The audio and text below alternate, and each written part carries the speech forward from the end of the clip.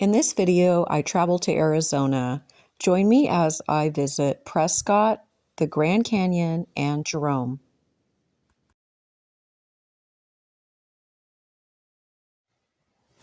We stayed in Prescott, Arizona at the Hassayampa Inn. I hope I'm pronouncing that correctly. It's a 1927 boutique hotel that has been preserved and restored. And it's supposedly haunted, and I guess most things in downtown Prescott seem to be supposedly haunted, though we never saw any type of paranormal experiences while we were there. So also, as I'm panning back, you can see across the street there is the Elks Theater, and it has an old, like, metal elk on top of the building, which is pretty neat. So as you enter the lobby of the Hassayampa Inn, you can see that it's all sort of antiques and old vintage items. And judging by the pictures throughout the hotel, it looks much that it did way back in its heyday. They've preserved it very nicely, and it's a beautiful place and a wonderful place to stay.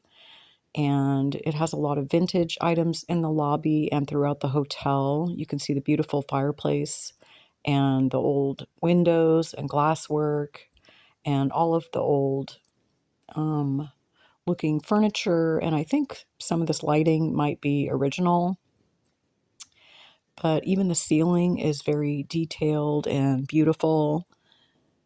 And I highly recommend to stay here. It was actually very affordable as well. I believe our 2-night stay was around $350, and we stayed in what's considered a suite. So you can see here this old shoe shine bench. It is not working, but it's just on display along with a lot of other vintage items they have here in the lobby. So this is a view from the other end of the lobby, just looking the other direction. The hotel does have a full restaurant and bar downstairs and also a ballroom. So this is the outside, and I just wanted to get a picture here of the sign. So I did take a picture at night too. So this is our room. It is a king suite. So there's the bed. It has the old style lamps again, and then there is a sink on the outside of the bedroom there, like sort of in the first door when you walk in. But also when you round the corner, you'll also see there is a full bathroom, which includes another sink, and then it does have the bath with shower and the commode. And then it's sort of a Jack and Jill style. So the King Suite includes an area called the parlor. So as you pass through this other door, you walk into the parlor, and you can see there is another door that leads out to the hallway and then a small closet. Then you also get like a little desk with a chair. And they also include a sofa, another chair, a little table, and a television. And there is a small refrigerator with a microwave. And it's nice, they also include this postcard of the Hassayampa Inn that you can take home or send to someone. So in the town of Prescott, we did hit several antique shops, which I love, and I really love all of the neon signs that were available. But there's just tons of stuff to look at. There's a lot of old Western stuff in this town, which was really cool, the clothing and artifacts. But again, I am partial to the old neon signs, and I was just thrilled to see that they had so many on display. But yeah, we'll just kind of stroll down the aisle here. You could take a little peek at what they have.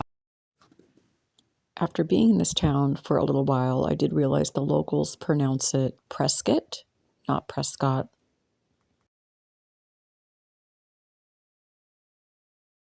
We did a quick visit to, I believe it's called Courthouse Square. It's like a park in the middle of kind of the old town portion. And it had a lot of statues and history plaques. It was very interesting, and I guess it also had the old courthouse.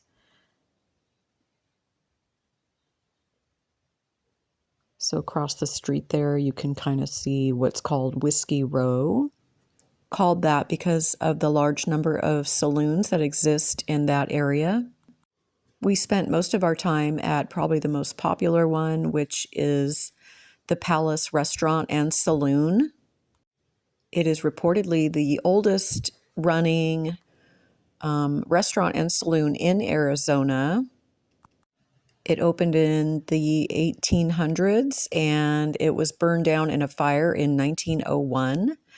But the original wooden bar shown here is supposedly the original bar that the patrons had pulled out in the street during the fire and saved. Also on display are old gambling artifacts because they used to have gambling. And they also say that Doc Holliday and Wyatt Earp used to hang out here. So you'll see a lot of items that have to do with that. They've actually even said that you can see some of the original bullet holes in the ceiling. I don't know, I didn't see them.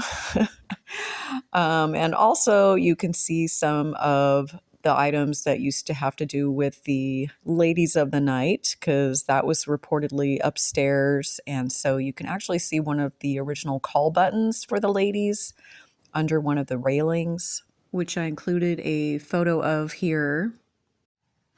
I do recommend visiting the palace if you're in the area. It definitely has a lot of history items here, and you can tell the town takes pride in this place. Some people even come in dressed up in their cowboy attire or, dressed as the period attire, and a lot of people that work here do that as well, and it is just pretty neat. The next day, we went to the Grand Canyon. We went to the south rim of the Grand Canyon. We actually took a train there from Williams, Arizona. And I can't really say I recommend to take the train because you don't actually see any of the Grand Canyon on the train. You just see sagebrush and cows along the way. But it was an experience. And yes, that might be for some people, but it wasn't for us. But the Grand Canyon is beautiful. I would like to explore more of it someday. We actually did see some, I believe they were antelope, like really close up to us, just walking around, eating off the trees. So that was pretty neat too. We spent another night in Prescott and then we drove down the very windy 89A highway, which is a very windy road. I didn't include a lot of it in the footage here. But it was kind of neat to see the way the landscape changed so much, the color of the rocks and everything. Pretty neat to drive through Arizona and see that. So we drove into the town of Jerome, which is an old mining town. It's kind of neat to drive around and see how everything is built up on the hillsides here. There are a lot of little shops and restaurants and museums and things to do and see. And so in one of the museums we went to, it explained how a lot of the town had actually slid down on the hills and there was a lot of fires here and there's just a lot of history. So it used to be a booming mining town. And then when the mines kind of died off and closed, the people left too. So it used to have a population, I believe, of 15,000. And now today it is under 500, I believe.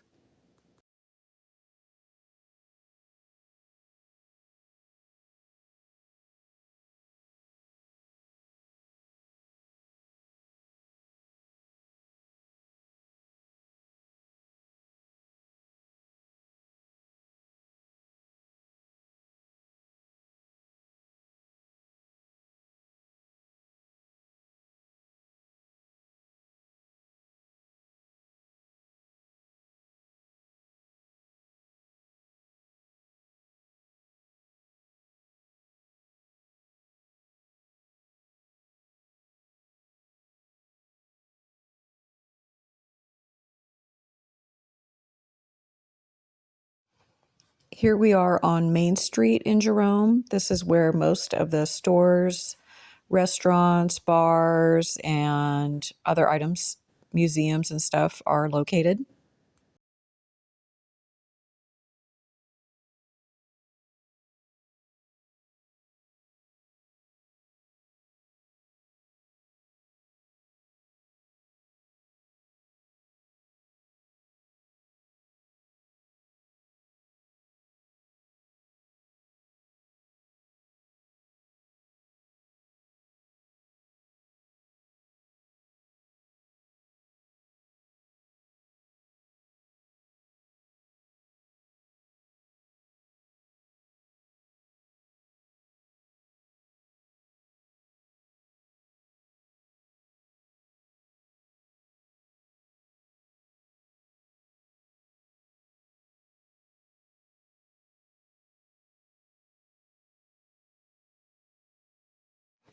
My favorite store had to be the Nellie Kaleidoscope store. It is the world's largest display of kaleidoscopes, and you can buy them. They have over 90 artists who hand make all of these kaleidoscopes. It is very fascinating. I will leave a link in my description box. Here I'm going to show you the inside of one of these larger kaleidoscopes. And yeah, if you're ever in the area, definitely stop by. Next door is actually another store. I believe it's called Around the World with Nellie Bly. It is the same owners, I believe. And it is a really unique store with a lot of steampunk items and just really neat items. I really like the lamps in there. They had all these different kind of lamps. I just thought they were fascinating and really cool. And yeah, I definitely recommend taking a little wander through that store as well. It was a lot of fun. You definitely see some different unique items. We did wander around and just look at the unique items on the streets, but also stopped in a few of the old saloons and popped in and took some photos and just kind of checked out what was going on in those places. They have a lot of history, and there was some really neat things in there as well. So I definitely suggest doing that if you're in the area. Then we drove a little ways to the Jerome Historical State Park, which features a little mine shaft. I believe it was the Daisy Mine Shaft, which we couldn't really see when we got there. You could see kind of the larger part of it, but we couldn't get up close to that. But then we drove up a little ways up the hill, and above that is the Douglas Mansion. And so that was owned, I believe, by the mine owners, one of the largest mines in the area. So they were very wealthy.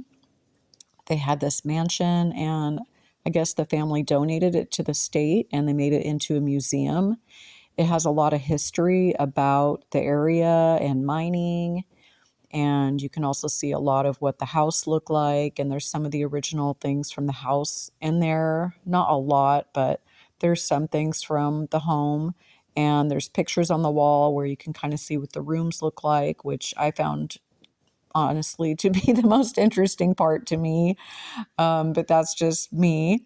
It definitely had a lot in there. They actually do even show a short film on the area and what happened and how the mining affected the town and all of the slides and the fires and what happened to the population. And so it was very interesting. I believe we paid like a $10 entry fee, and we spent a good hour there. You can walk around the property. The property also has some absolutely fascinating views of the area. And I believe on one side you can even see Sedona, Arizona. And you can just see all around. It definitely has the best views to go up there. So I do highly recommend that as well. It was very interesting.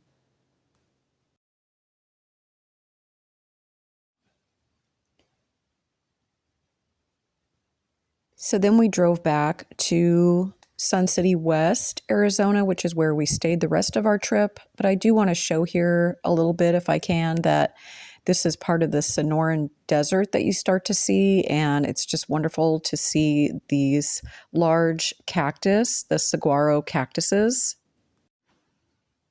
And just a peek here of where we were staying, our friends we are fortunate enough to have who live on a golf course in Sun City West. They have a pool and a little putting green and misters because it got pretty hot. And then here every day we could watch I think they were geese. I don't think they were ducks. I think they're geese. I don't know if you could make them out in the video, but it was so cute. There was like 4 families of geese. They had baby geese, and there was the mommy and the daddies and the babies. And you can see the daddies would follow behind, protecting the herd. And there comes Daddy Goose coming on the watch out as the babies and the mom make their way to the water, and they would go swimming every day. And this definitely had to be one of the highlights of my trip. I just so look forward to looking out there and seeing them out there every day. It was adorable. And so, yeah, I'm leaving you with that in this video. And I do want to thank you if you watched my video today. And hopefully I will be back soon with another video. Thanks again. Bye.